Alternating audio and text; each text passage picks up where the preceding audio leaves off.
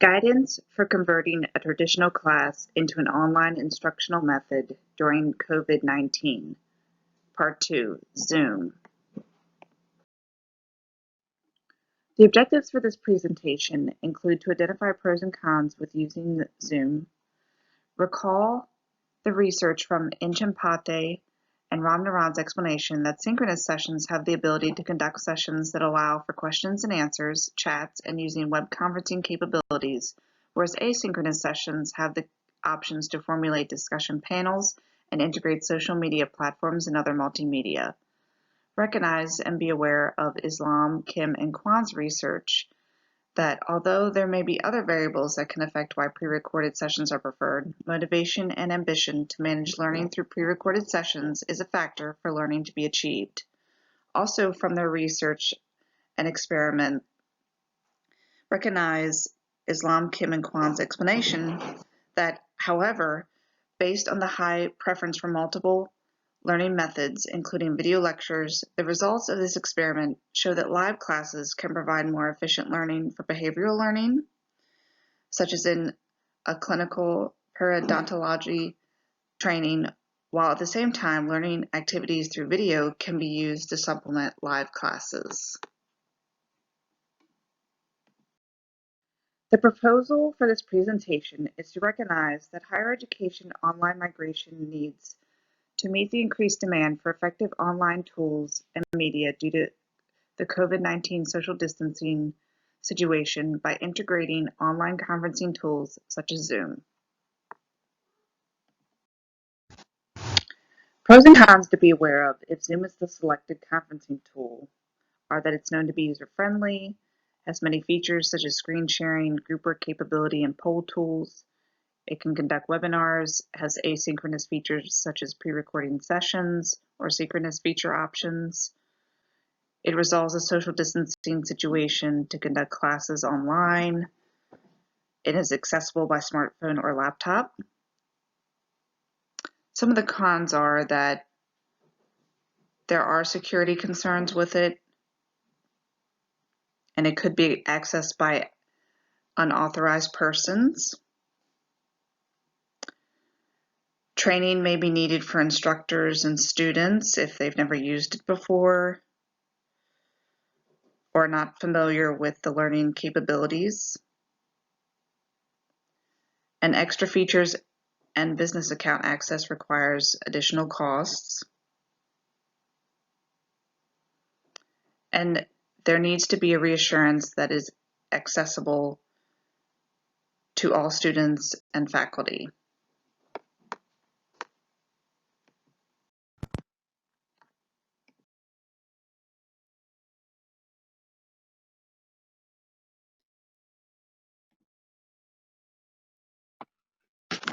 Hi, I'm Laura Howard, and I'm going to show you how to do a quick demonstration of a Zoom meeting setup or for a lecture purpose for instructors and administrators. Depending on what type of Zoom account you have, if you're using the free account, it is limited to a certain number of minutes and capacity. But if you're using the paid or the business accounts, it should have access to more features. But a lecture class can certainly be done within the 40-minute time frame, depending on what type of class it is, or if you're doing a one-on-one meeting with a student or for tutoring purposes, it definitely can be done in the free session, Zoom account sessions. So I'm just going to show, as I said, a quick demonstration, especially for the COVID situation, where we've had to improvise with the face-to-face sessions to replace them or to convert them online. So Zoom has truly been a blessing to be able to do that, but there's also other online conferencing tools that can be used as well. But in my experience, I found that Zoom is the most accessible and a lot of people are more familiar with it, especially the students. So I've just developed some experience with using it over this time with helping mentor and coaching instructors to use it that have never used it before or have never taught online before. it's pretty user-friendly, and I've also facilitated many of the Zoom accounts for the business side as well, with the business accounts, because we had to have multiple accounts with those, because you can't schedule meetings at the same time with one account. So I'm just going to show a quick demonstration for anyone who wants to do a quick lecture or meeting. So with a free account, there is the share screen option that you can use, where you can share a PowerPoint and lecture at the same time, or you can log on to or use a browser, or share a YouTube video. If there's a YouTube video in the PowerPoint, you can share that as well. And but first I'm going to show how to set up a meeting. So we're going to go to the share screen option first, and you're going to click on the screen and then share. So this is where I can set up a Zoom meeting. I'm going to click back here, and hopefully it should be right there. Yeah, so if you're already logged in, you can click on this is to set up the meeting. So if you're setting up a meeting, this is the one I already have going on right now. So click on meetings.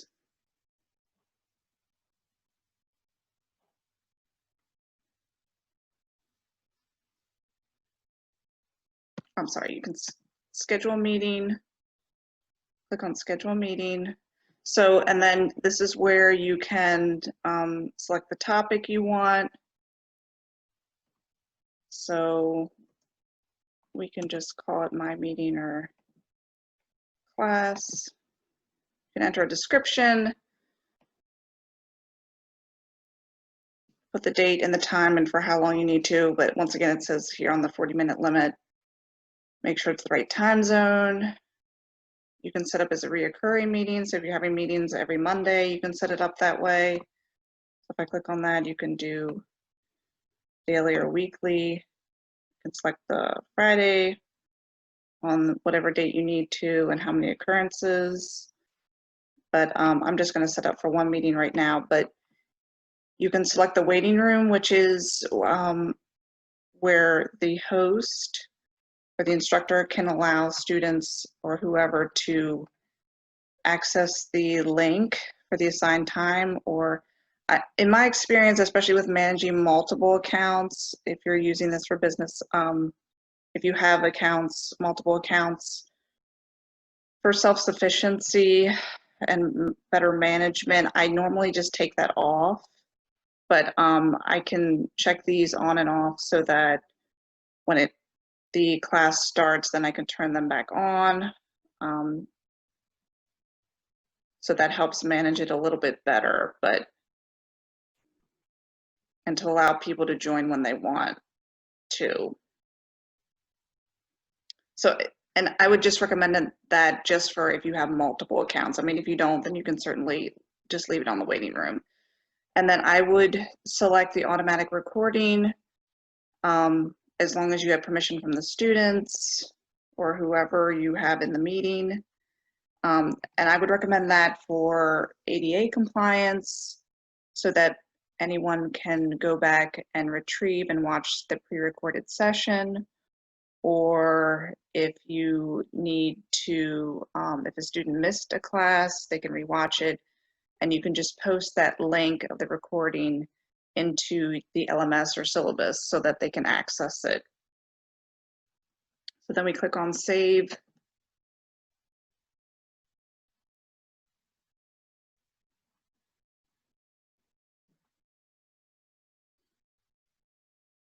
And then it'll give you options to share to a Google Calendar, Outlook Calendar, Yahoo Calendar. And then you can click on copy the invitation. You can copy that and post the link of the invitation to the LMS or syllabus so that everyone can access it and see that.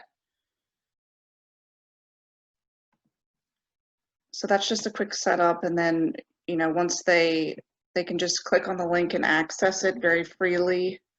So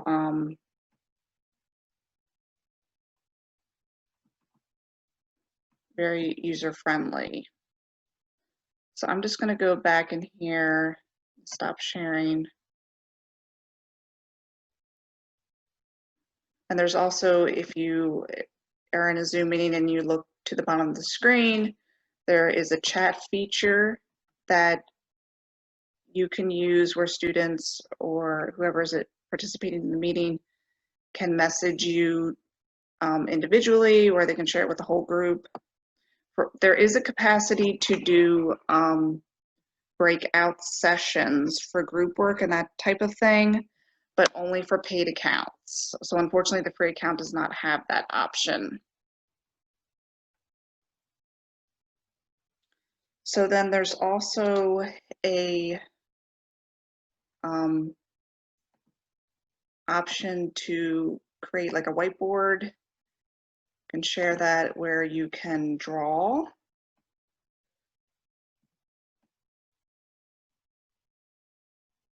So that's kind of an extra feature.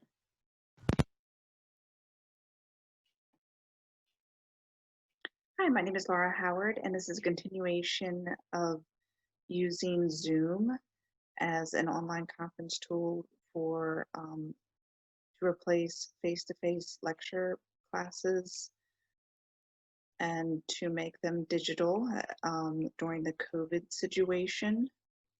So I'm already logged into Zoom and access the meeting as the host. So once you click on that share screen, I will find the PowerPoint, and I would recommend making sure that you are on a PC or a laptop so that you can freely navigate between the screens. So I'm going to click on the share screen option again, select the screen option, share, and I'm going to find my PowerPoint, select the PowerPoint, and an instructor or host can freely lecture just as normal in a face-to-face class. You can go through and click on each slide. This is just an example of a PowerPoint presentation. You can use all the same features, which is wonderful, and you can also freely navigate in and out of the application. If you need to access a YouTube video or use the web browser, you can do that as well, which is another reason why I would make sure that you're using a PC or a laptop so that you can freely do that. If you have any other questions, please contact me at ellihoward57235@aol.com. Thank you. Islam, Kim, and Kwan discovered data in regards to using pre-recorded online sessions. They found that pre-recorded Zoom sessions were preferred over synchronous ones because they were more convenient to rewatch, created more of a self-paced environment, were more accessible and effective. Also, although there may be other variables that can affect why pre-recorded sessions are preferred, motivation and ambition to manage learning through pre-recorded sessions is a factor for learning to be achieved. Islam, Kim, and Kwan also found that live sessions are preferred for clinical learning settings and have been more successful than pre-recorded sessions. The benefits of live sessions are that they can be password protected and communication can be more interactive between an instructor and student.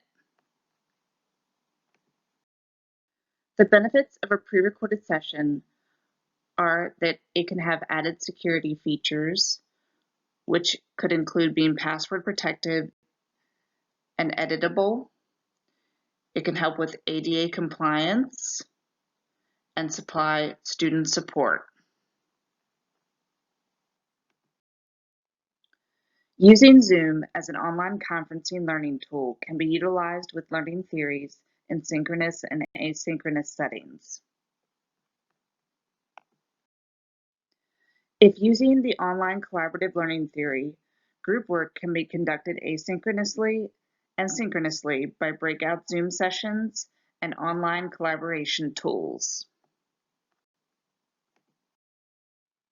If using the constructionist theory, Zoom sessions can offer sharing experiences and knowledge through discussions and the poll Zoom tool.